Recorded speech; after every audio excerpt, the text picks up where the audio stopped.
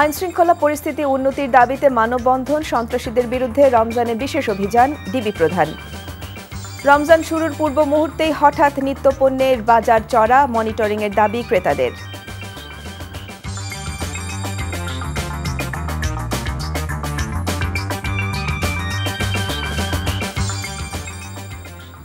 আসসালামু আলাইকুম, আমি আফসানা আলমগীর খান। স্বাগত জানাচ্ছি এনটিভির দুপুরের খবরে।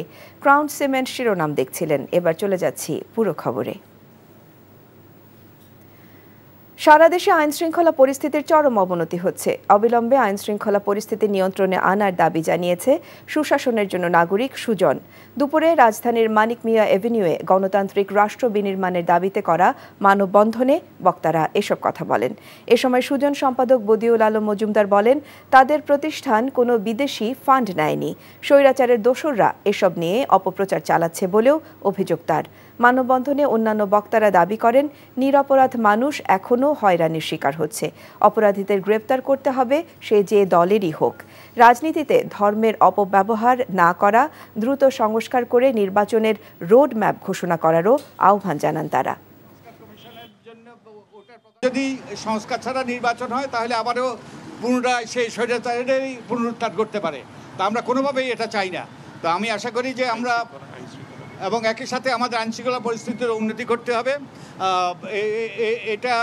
এটা সকলের জন্য, সকলের দাবি, এটা হওয়া প্রয়োজন। বিএনপি মহাসচিব মির্জা ফখরুল ইসলাম আলমগীর বলেছেন, বিসিএস প্রশাসন কল্যাণ সমিতির ভবনে হামলা প্রমাণ করে দেশে আইনশৃঙ্খলা পরিস্থিতির কতটা অবনতি হয়েছে। তিনি বলেন, ছাত্র জনতার আন্দোলনে আওয়ামী স্বৈরাচারী শাসক গোষ্ঠীর পতনের পর দুষ্কৃতিকারীরা আবারও দেশে অস্থিতিশীল পরিস্থিতি সৃষ্টিসহ নৈরাজ্যের মাধ্যমে ফায়দা হাসিলের অপতৎপরতায় লিপ্ত হয়েছে। গত পরশু রাতে রাজধানীর নিউ ইস্কাটন রোডে বিসিএস প্রশাসন কল্যাণ সমিতির ভবনে বোমা হামলায় একজন নিহত ও একজন গুরুতর আহতের ঘটনায় তীব্র নিন্দা ও প্রতিবাদ জানিয়ে আজ গণমাধ্যমে পাঠানো এক প্রেস বিজ্ঞপ্তিতে তিনি এসব কথা বলেন। দুষ্কৃতিকারীদের কঠোর হস্তে দমন এবং হামলাকারীদের দ্রুত গ্রেপ্তার করে বিচারের আওতায় আনা হবে বলে প্রত্যাশা করেন মির্জা ফখরুল। বাংলাদেশে আশ্রিত রোহিঙ্গাদের যত তাড়াতাড়ি সম্ভব তাদের দেশে ফেরত পাঠানোর জন্য কাজ করছে সরকার বলে জানিয়েছেন স্বরাষ্ট্র উপদেষ্টা অবসরপ্রাপ্ত লেফটেন্যান্ট জেনারেল মোহাম্মদ জাহাঙ্গীর আলম চৌধুরী। সকালে কক্সবাজারে জেলা প্রশাসকের কার্যালয়ে স্বরাষ্ট্র ও কৃষি মন্ত্রণালয়ের কর্মকর্তাদের সাথে মতবিনিময় সভায় তিনি কথা বলেন। সীমান্তের ওপারে মিয়ানমারের রাখাইনের নিয়ন্ত্রণ আরাকান আর্মির হাতে থাকায় আনুষ্ঠানিক ও অনানুষ্ঠানিকভাবে বাংলাদেশকে মিয়ানমার সরকার ও আরাকান আর্মি উভয় পক্ষের সাথে যোগাযোগ রাখতে বলা হচ্ছে বলে তিনি বলেন। স্বরাষ্ট্রমন্ত্রী বলেন, রোহিঙ্গাদের খরচ বহন সরকারের পক্ষে অসম্ভব হয়ে উঠেছে। এক প্রশ্নের প্রেক্ষিতে বিতর্কিত ভূমিকার কারণে কক্সবাজারের চকরিয়া থানার ওসি মঞ্জুর কাদের ভূঁইয়াকে আজকের মধ্যেই প্রত্যাহারের জন্য আদেশ দেন স্বরাষ্ট্র উপদেষ্টা। কক্সবাজার যদিও অফিসিয়ালি 12 লাখ রোহিঙ্গাকে এখানে আশ্রয় দেওয়া হয়েছে, কিন্তু সংখ্যা কিন্তু আরও বেশি এবং তারা কিন্তু বিভিন্ন অপকর্মের সাথে জড়িয়ে গেছে। এখন তাদের আমরা কত তাড়াতাড়ি ফেরত দিতে পারি, অতই আমাদের জন্য মঙ্গল।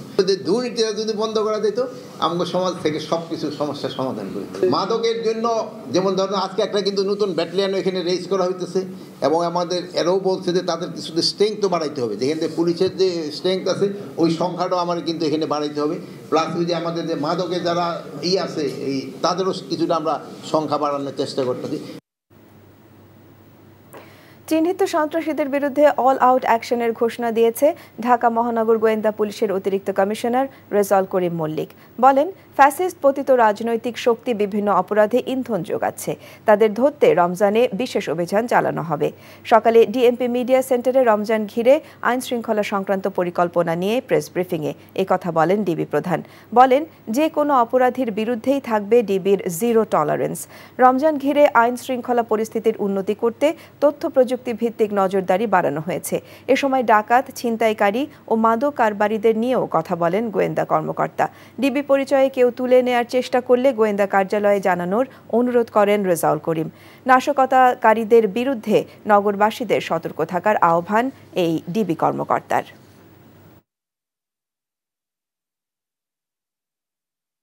নীতি চুরি, ছিনতাই, ডাকাতি রোধে ডিবির নিয়মিত অভিযান অব্যাহত রয়েছে।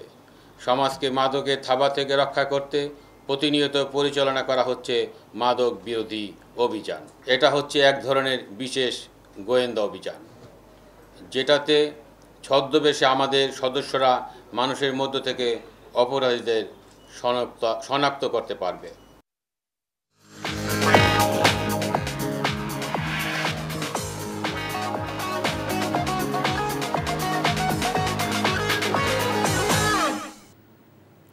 মার্কেন্টাইল ব্যাংক অর্থনীতির খবর। চাঁদ দেখা গেলে কাল পবিত্র মাহে রমজান শুরু। প্রতি বছর রমজান শুরুর আগেই বাজারে বেড়ে যায় বেশ কিছু নিত্যপণ্যের দাম। এবারও তার ব্যতিক্রম নয়। ইতোমধ্যেই বেড়েছে বেগুন, শসা ও লেবু সহ বেশ কয়েকটি পণ্যের দাম। এছাড়া সরবরাহ ঘাটতির কারণে ভোজ্য তেলের সংকট এখনও কাটেনি। তবে ছোলা, খেজুর সহ ইফতার সামগ্রীর দাম নতুন করে না বাড়ায় স্থিতিশীল রয়েছে। বিক্রেতারা বলছেন, এবারে রমজানে নিত্যপণ্যের দাম বাড়ার তেমন সম্ভাবনা নেই। আর বাজার সিন্ডিকেট ভেঙে সরকারের প্রতি কঠোর তদারকির দাবি ভোক্তাদের। আরাফাত ইসলামের রিপোর্ট। দরজায় করা নাড়ছে পবিত্র মাহে রমজান। চাঁদ দেখা গেলে রোববারই প্রথম রোজা, তাই আগের দিন শেষ মুহূর্তের কেনাকাটায় ব্যস্ত ক্রেতারা। ইফতার কেন্দ্রিক পণ্য সামগ্রীর মধ্যে খেজুর, ছোলা, চিনিসহ অন্যান্য নিত্যপণ্যের দাম স্থিতিশীল রয়েছে। খেজুরের দাম বাড়ে নাই তো, যেটা আছে ওইটাই থাকবে, আশা করা যায়। এটা এবার দুই একটা আইটেম ছাড়া আমার মনে হয় যে আল্লাহ রহমত করছে যে কোনো কিছু দাম বাড়বে না। তবে সয়াবিন তেল নিয়ে সংকট যেন কাটছেই না। এতে করে ভোজ্য তেল নিয়ে বিপাকে পড়েছেন ক্রেতা বিক্রেতারা।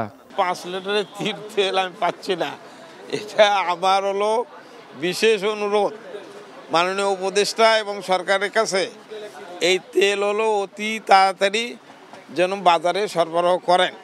সবাই বলতেছে আমাদের কাছে তেল আছে, কিন্তু আমাদের কাছে কোনো তেল নাই। কোনো ডিলার আমাদেরকে তেল দিচ্ছে না। শুধু একটা পয়েন্টে আমাদের সমস্যা, সব কিছু আপনার ন্যায্য মূল্যের ভিতরে। কোম্পানির সাথে সরকারের সাথে একটা সম্মিলন কইরা যদি বাড়াইতে হয়, যদি তাদের না পোষায় বাড়াইতে হয়, মার্কেটে অ্যাভেলেবেল করা উচিত। এদিকে চাহিদা বেড়ে যাওয়ায় ইতোমধ্যেই বেড়েছে বেগুন, শসা ও লেবুর দাম। মানভেদে প্রতি কেজি বেগুন 120 থেকে 140 টাকা, শসা 100 থেকে 120 টাকা এবং লেবুর হালি কিনতে গুনতে হবে 80 থেকে 100 টাকা। পাশাপাশি ব্রয়লার কেজিতে 10 টাকা ও দেশি মুরগির দাম 130 টাকা পর্যন্ত বেড়েছে। আমরা কি করব? গত পরশুদিন বেগুন আনছি আমরা 60 টাকা কেজি, আজকে বেগুন কিনে আনছি আমরা 100 টাকা কেজি। তা আমরা কত বিক্রি করবো? দেশি মুরগি আমদানি কম, বাজারে চাহিদা বেশি, মাল নাই, সেজন্য মুরগির দামটা বাড়ছে। ক্রেতারা বলছেন, কিছু পণ্যের দাম নিয়ন্ত্রণে থাকলেও বেশিরভাগ নিত্যপণ্য বাড়তি দামে কিনতে হচ্ছে তাদের। সবে মোটামুটি অন্য রমজানের চেয়ে কম আছে, শুধু তেলটাই বৃদ্ধি পাচ্ছে বা বাজারে তেল পাওয়া যাচ্ছে না। যে যারা মধ্যবিত্ত ফ্যামিলি আছে তাদেরকে কি মন চায় না খেতে? অবশ্যই চায়, কিন্তু তারা তো সেটা অ্যাভেল করতে পারবে না। রমজানে আমি চাবো যে বাজারের ঊর্ধ্বগতিটা যাতে এভাবে না বাড়তে থাকে, সাধারণ মানুষের যাতে নাগালের মধ্যে থাকে, এটা যাতে একটু সবাই দেখে। এছাড়া আমদানি বাড়লেও কমেনি চালের দাম। অন্যদিকে চড়া মাছের বাজার, সব ধরনের মাছ কেজিতে 50 থেকে 100 টাকা বেশি দামে বিক্রি হচ্ছে। আরাফাত ইসলাম, এনটিভি নিউজ, ঢাকা। ব্রাহ্মণবাড়িয়ার কসবা উপজেলার পুটিয়া সীমান্তে বিএসএফের গুলিতে মোহাম্মদ আলামিন নামে এক যুবক নিহত হয়েছেন। বিজিবির বরাত দিয়ে কসবা উপজেলা নির্বাহী কর্মকর্তা মোহাম্মদ সামিউল ইসলাম জানান, শুক্রবার রাতে আলামিন পুটিয়া সীমান্তের কাঁটাতারের কাছাকাছি অবস্থান করছিল। এ সময় বিএসএফ তাকে গুলি করে। এতে আলামিন গুরুতর আহত হয়। পরে বিএসএফরা তাকে উদ্ধার করে ভারতের একটি হাসপাতালে নিয়ে যায়। সেখানে চিকিৎসাধীন অবস্থায় রাতে তার মৃত্যু হয়। মরদেহ এখনও হস্তান্তর করা হয়নি।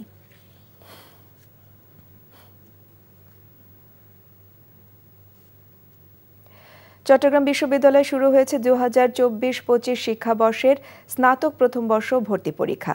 প্রতি আসনে লড়বেন 89 জন ভর্তি ইচ্ছুক শিক্ষার্থী। বিজ্ঞান অনুষদভুক্ত এই ইউনিটের ভর্তি পরীক্ষার মধ্য দিয়ে শুরু হলো এবারের ভর্তির যুদ্ধ। সকাল থেকে ভর্তি ইচ্ছুক শিক্ষার্থীদের পদচারণায় মুখরিত হয়ে ওঠে পুরো ক্যাম্পাস। 11টায় পরীক্ষার হলে প্রবেশ করেন শিক্ষার্থীরা। নির্ধারিত পরীক্ষার সময় 12টা থেকে 1টা পর্যন্ত।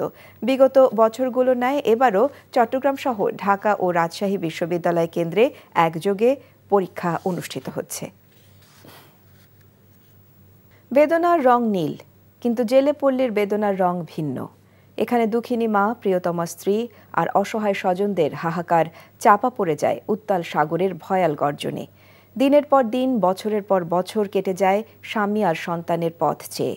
যুগ যুগ ধরে নিখোঁজ থাকলেও মেলে না মৃত্যু সনদ, কাটে না ভোগান্তি। বরগুনা থেকে সোহেল হাফিজের রিপোর্ট। ৭০ বৃদ্ধা মা জবেদা বেগম প্রতিদিনই একবার নদীর ঘাটে যান তিনি। বড় আশায় বুক বাঁধেন। গভীর সাগরে মাছ শিকারে যাওয়া নিখোঁজ ছেলে হারুন সর্দার ফিরবে বলে। 1 বছর 2 বছর নয়, 30 বছর ধরে এভাবেই তার পথপানে চেয়ে থাকা। এই যে জমি জমা নাতিনাত করে থই গেছে, বাগবান্ডার করে দিমু, কোনো কাগজপাতি দেওয়ার কোনো সন্ধান নাই, কোনো লোকজনের বাবার কোনো কাগজপাতি নাই, কার কাছে দিমু, কি করবো, কোনো খবরই পাইনি আমি। দীর্ঘ 30 বছর ধরে নিখোঁজ থাকলেও মৃতের খাতায় নাম ওঠেনি ছেলে হারুন সর্দারের। ফলে মৃত্যু সনদ পাচ্ছেন না স্বজনরা। মৃত্যু সনদ না পেয়ে এখন নানামুখী সংকটে তারা।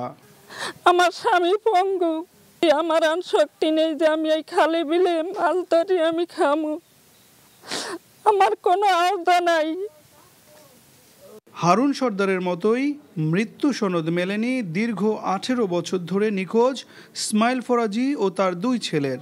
এতে সরকারি সকল সেবা ও সুবিধা থেকে বঞ্চিত অসহায় স্বজনরা।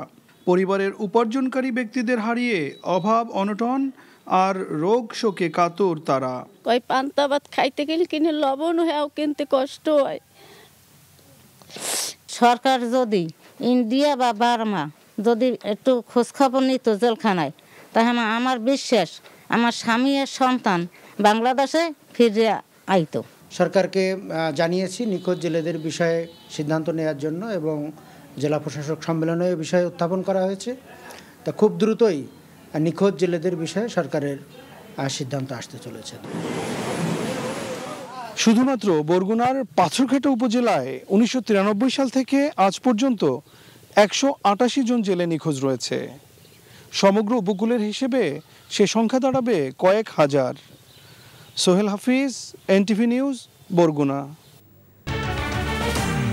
আইনশৃঙ্খলা পরিস্থিতি উন্নতির দাবিতে মানববন্ধন, সন্ত্রাসীদের বিরুদ্ধে রমজানে বিশেষ অভিযান ডিবি প্রধান। রমজান শুরুর পূর্ব মুহূর্তেই হঠাৎ নিত্যপণ্যের বাজার চড়া, মনিটরিংয়ের দাবি ক্রেতাদের। এই ছিল দুপুরের খবরে। এই খবরের ভিডিও সহ আপডেট জানতে ভিজিট করুন এনটিভি অনলাইন www.ntvbt.com। এছাড়াও এনটিভির জনপ্রিয় সব অনুষ্ঠান ও খবরের আপডেট জানতে ভিজিট করুন আমাদের ইউটিউব এবং ভেরিফাইড ফেসবুক পেজ। 5টায় দেশের খবর দেখার আমন্ত্রণ রইল। ধন্যবাদ সবাইকে।